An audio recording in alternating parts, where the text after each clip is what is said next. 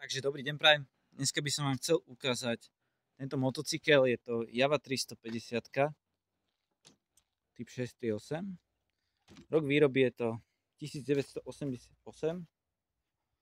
Motocykel má pôvodné československé značky. Mám k nemu pôvodný československý techničák.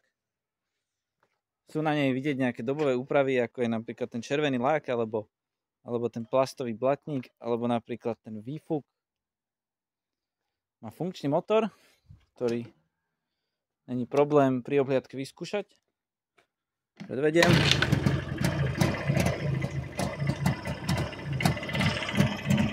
Toto je stav tachometra.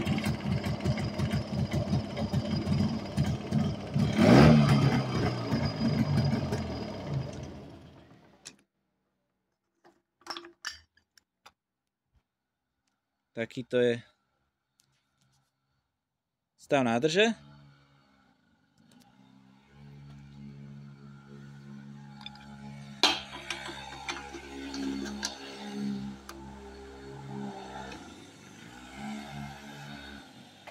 Motorka je skorej určená na celkovú renováciu, hlavne kvôli brzdám a tlmičom, ktoré sú na môj vkus dosť slabé, by som povedal, ale v prípade záujmu není problém sa na nej previesť, vyskúšať ju.